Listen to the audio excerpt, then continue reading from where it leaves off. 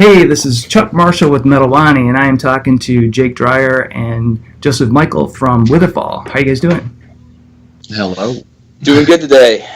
All right. The new Witherfall album, A Prelude to Sorrow, is coming out on November 2nd. This is another magnificent album and a great follow-up to Nocturnes and Requiems.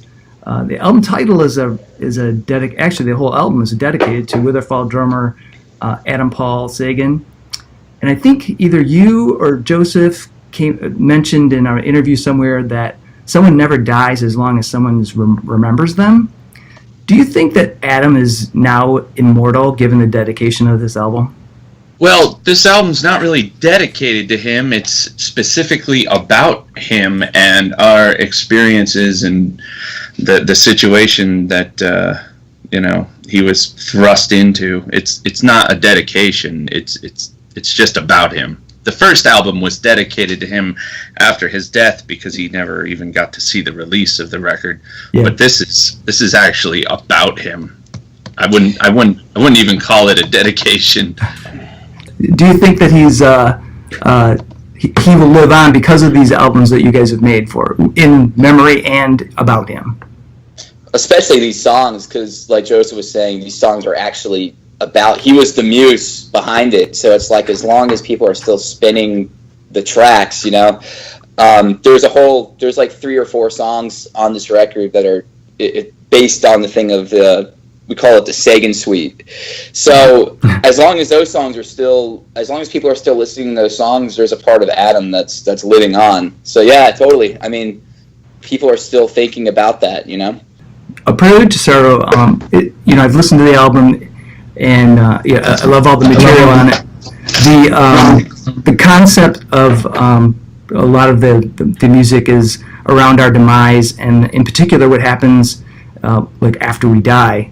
Songs like We Are Nothing and Moments of Silence suggest that there's like really nothing beyond our death, with kind of a terrifying force. And then there's songs like Vintage, which seems to suggest that there's maybe something more beyond death's door. Would you guys mind sharing what you're thinking about as far as life after death? Well, I think you're being a little optimistic with the actual scope of the song Vintage. The song isn't really about life after death. It's more about us consoling our friend, as he's going through this horrible fucking illness.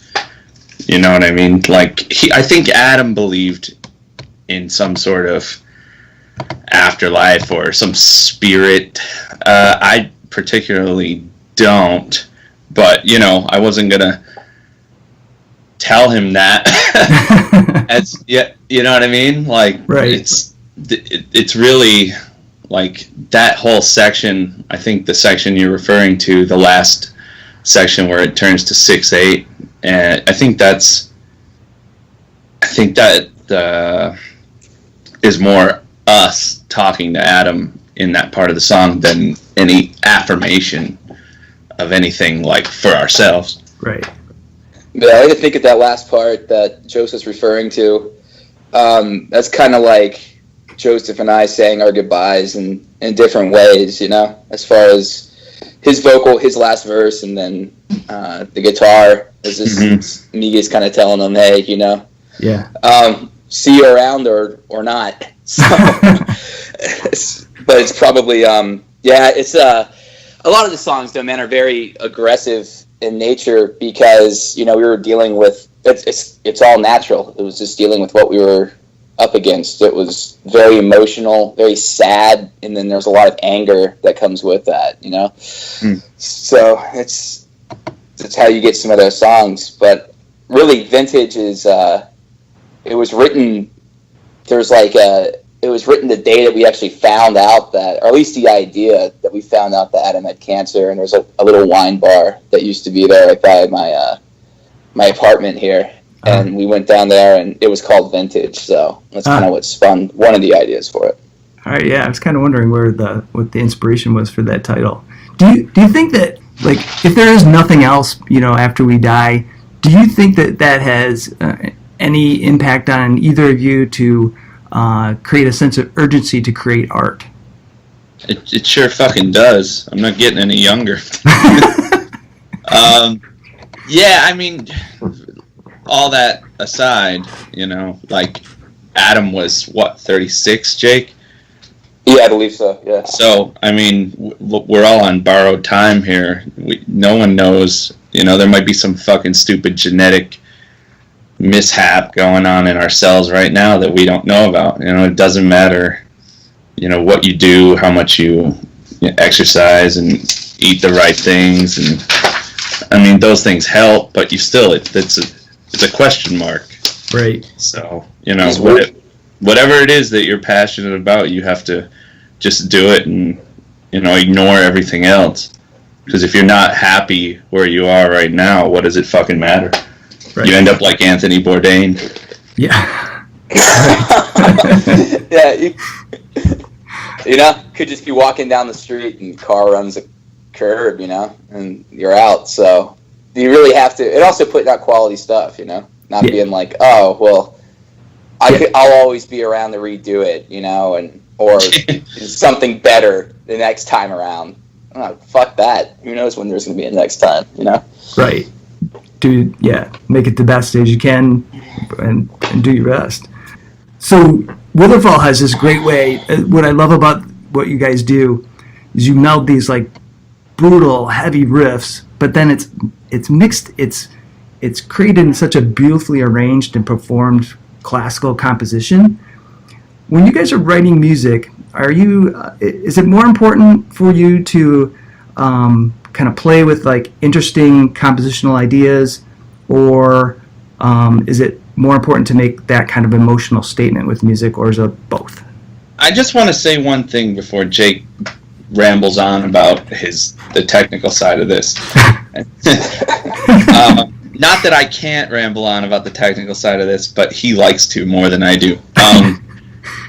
The thing I think that people mistake is that the classical composition in Witherfall is in the heavy sections. It's in the brutal sections.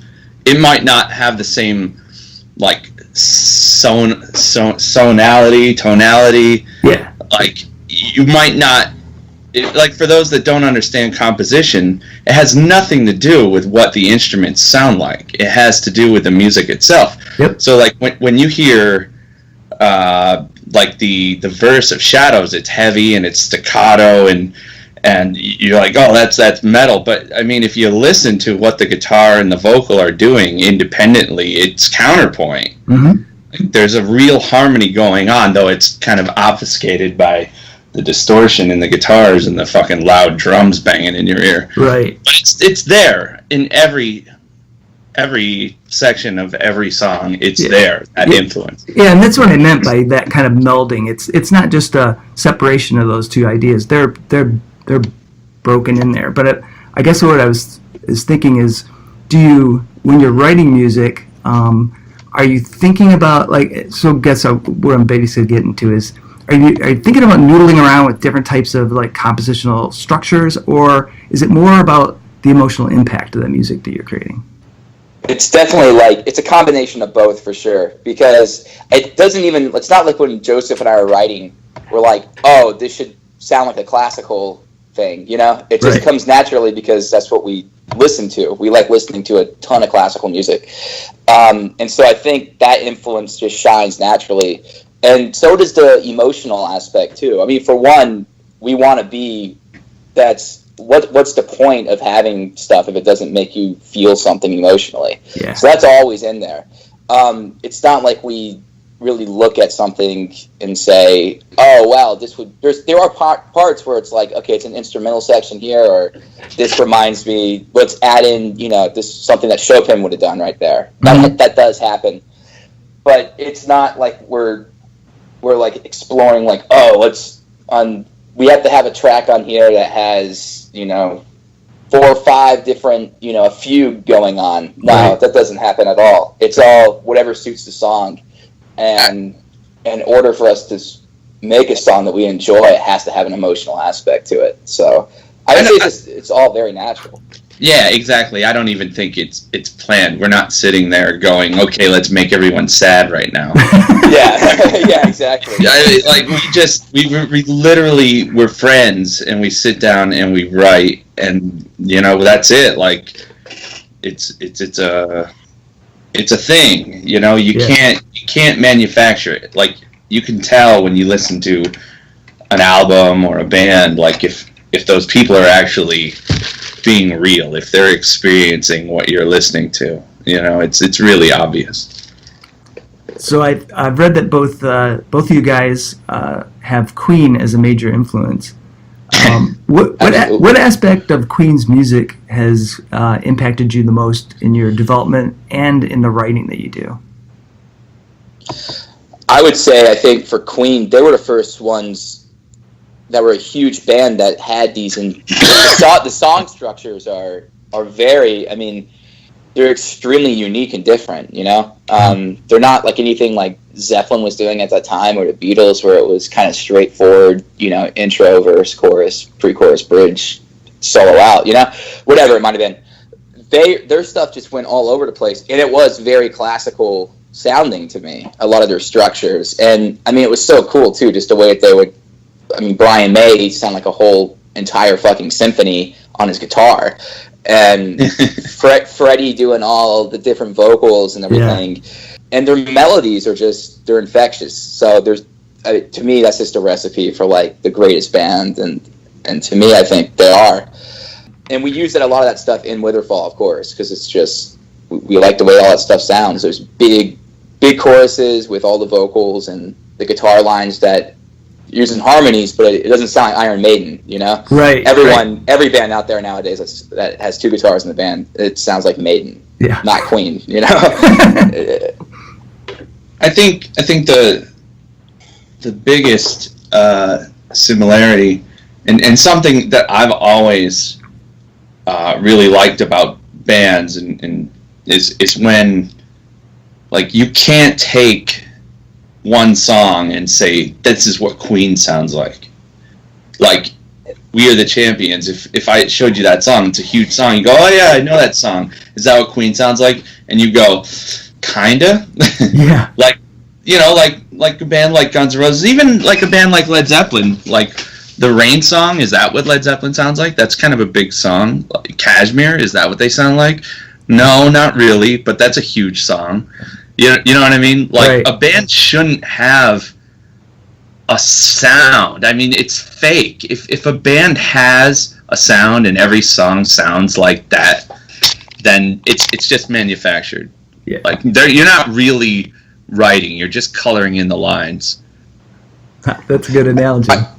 I think another cool thing, when Joseph was saying that too, is that when you put on a Queen record, you almost have to, and this is what we like to do in Witherfall too with our records, is it's a journey, It's not like you can just want to put one song on and listen to it, which is cool, but you want to start it from start to finish. The way that songs blend into each other and the peaks and valleys that a record has, it's like a movie. It should be an experience. A lot of Queen's early records were like that. Queen 2 and, Night at the Opera. Those ones you just put it from start to finish, and it's like all the songs, they all go together and it becomes more of a complete idea. So, they were just geniuses with all that stuff. And again, there's no way any of that stuff was preconceived. They were like, hey, this is what we do, This is what we want to hear. Right. So is there any plans for you guys to take Witherfall out on the road? Yeah, of course. We're doing Japan. The dates escape me at the moment. I know it's 28th and 29th, right? We'll be in Japan from the 26th of November till December 7th. Yeah, we're doing 2 shows out there, and there's a lot of promo. We do have another tour that we are doing, but we cannot announce because you know how the politics are. Right. Yep. But yes, we will be on the road for next year to support this properly. Awesome. And is there, I was just wondering, what would be a dream lineup of current bands you'd like to be on tour with? King Diamond, Dream Theater. Yeah, that's one. For sure. Metallica, come on, Lars. Well, yeah, we would do Metallica or Megadeth or anyone else. I mean, obviously, like if Dream Theater ever stops doing a night with Dream Theater, that would be a good one. If Sabotage ever got back together, that would be a good one. Yeah, there's a lot of there's a lot of still ass-kicking bands out there that are still taking bands out. So, but for sure, I think like King Diamond would always be it's kind of always our go-to for that question. Awesome.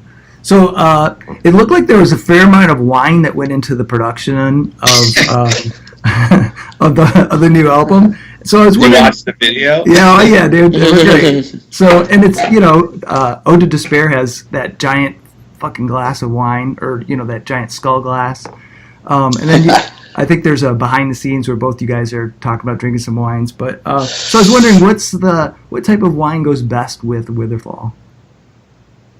Oh man, depends on what night.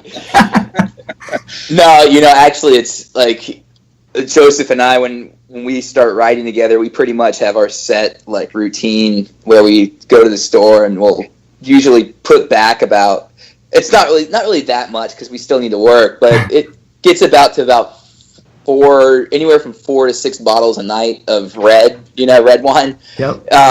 And so we'll usually do that, man, and then see how the night goes. And there's a lot of songs on this record, and even bringing back in A Long Walk Home, that they were written complete like the next day. Like, good thing we recorded it because you wake up and you're like, what the hell did we do last night?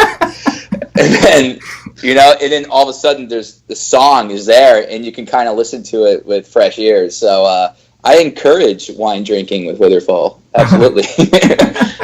Yeah, I mean, if you ever notice, and Jake and I are relatively healthy individuals, but I don't want to encourage too much. Well, I mean, I do, but like, it's just a fucking fact that every artist that gets clean and sober, right?